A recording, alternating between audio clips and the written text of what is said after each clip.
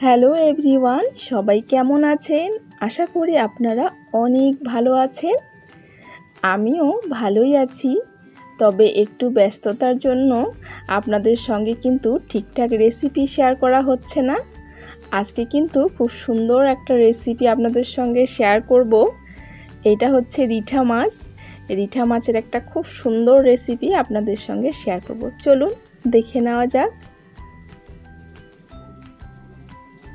দেখতেই পাচ্ছেন এখানে আমি দুটো মিডিয়াম সাইজের, মানে খুব বেশি বড় নয়, দুটো রিঠা মাছ একদম নদীর ফ্রেশ নিয়ে এসেছে, তাজা তাজা। তো এই দুটোকে এখন আমি কেটে পরিষ্কার করে নেব।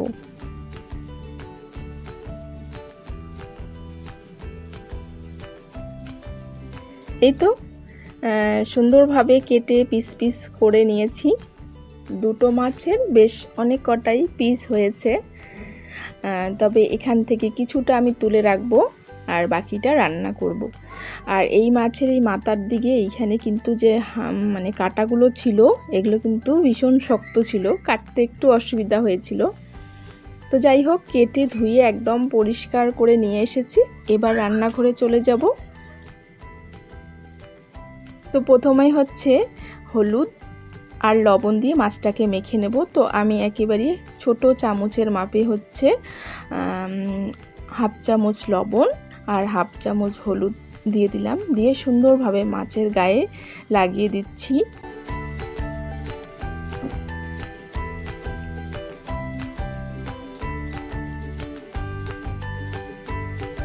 আমি হালকা একটু হচ্ছে মাছগুলোকে ফ্রাই করে নেব।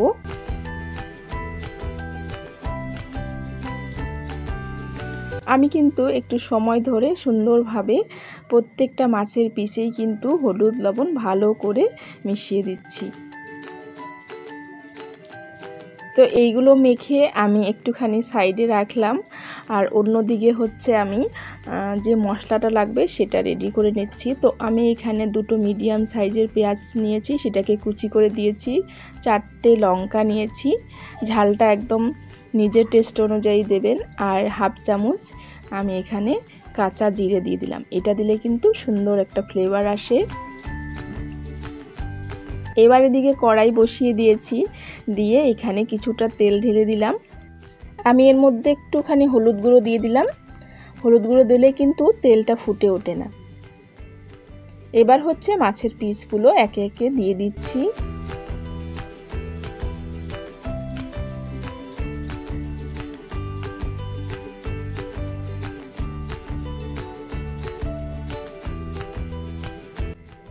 খুব বেশি কিন্তু ভাজবো না, এদিক ওদিক সুন্দরভাবে হালকা ব্রাউন করে ভেজে নেব, খুব ভাজবো না। এতে করলে কিন্তু মাছের একটা গন্ধ থাকে, এমন করে ভাজলে আর গন্ধটাও কিন্তু থাকে না, মাছটা খেতেও অনেক টেস্টি লাগে।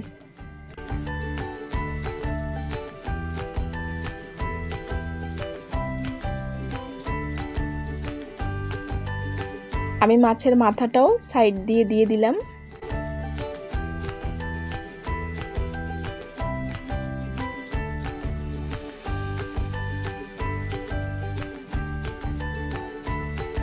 এবার হচ্ছে নামিয়ে নেব।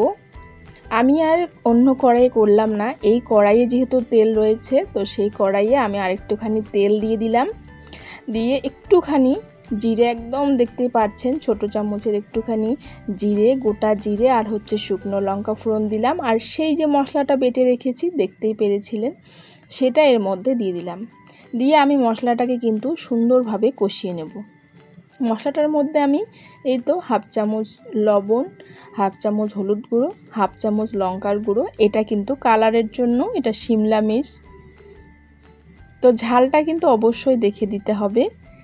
এবার হচ্ছে একটুখানি পানি দিয়ে আমি সুন্দরভাবে কষিয়ে নেব। এই পর্যায়ে আমি অ্যাড করব ভাজা জিরের গুঁড়ো হাফ চামচ আর ধনিয়া গুঁড়ো হাফ চামচ। এবার সুন্দর করে মশলাটাকে আবারও কষাবো। গ্যাসের ফ্লেমটা কিন্তু মানে একেবারে হাই রাখা যাবে না, মিডিয়ামে রাখতে হবে, কারণ মশলাটা না হলে পুড়ে যাবে। যখন জলটা শুকিয়ে আসবে তখনই কিন্তু জল অ্যাড করব। এই তো জলটা শুকিয়ে গেছে পুরোপুরি। এবার হচ্ছে হাফ কাপ জল দিয়ে দিলাম। আবারও মশলাটাকে সুন্দরভাবে নেড়ে চেড়ে একটুখানি জাল করব। যখন উপর দিক থেকে তেল ভেসে উঠবে তখনই হচ্ছে এখানে অ্যাড করব মাছের পিসগুলো। তো এখানে অ্যাড করলাম ভেজে রাখা মাছের পিসগুলো।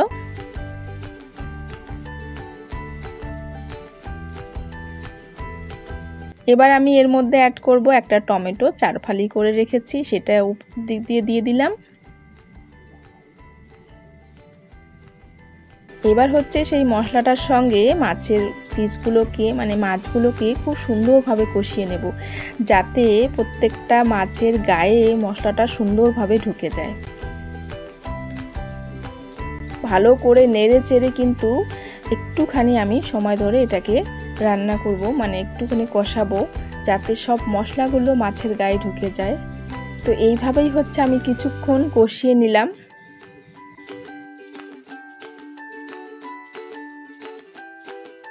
এখানে আমি 1 গ্লাস গরম জল অ্যাড করলাম। এবার গ্যাসের ফ্লেম হাই করে কিছুক্ষণ এটাকে জাল করে নেব। ব্যাস তৈরি হয়ে গেছে। এবার উপর দিক থেকে হচ্ছে ধনেপাতা আমি দিয়ে দিলাম। ধনেপাতা অবশ্যই দেবেন, খুবই সুন্দর একটা ফ্লেভার আসে। তো দেখলেন কত ঝটপট খুবই সুন্দর একটা রেসিপি তৈরি হয়ে গেল। এটা কিন্তু গরম গরম ভাতের সঙ্গে খুবই মজা লাগে। আমি বলবো এইভাবে রান্না করে দিলে যারা রিঠা মাছ খেতে চায় না তারাও কিন্তু খুব মজা করে খেয়ে নেবে। সত্যি কথা বলতে আমি আগে পছন্দ করতাম না, কিন্তু এইভাবে রান্না করে যখন খেলাম দারুণ মজা লেগেছে। তো আমার রেসিপিগুলো আপনাদের কাছে কেমন লাগে প্লিজ কমেন্টে জানাবেন। আর যদি ভালো লেগে থাকে তাহলে আমার চ্যানেলটিকে সাবস্ক্রাইব করে দেবেন, বেল আইকন প্রেস করে আমার সঙ্গে থেকে যাবেন। তো এই রেসিপিটা কেমন হয়েছে অবশ্যই কিন্তু কমেন্ট করতে ভুলবেন না, আর আত্মীয় স্বজনদের সঙ্গেও কিন্তু শেয়ার করতে ভুলবেন না। তো আবারও দেখা হচ্ছে আপনাদের সঙ্গে নেক্সট রেসিপিতে। আপনারা সবাই ভালো থাকবেন, সুস্থ থাকবেন। টাটা।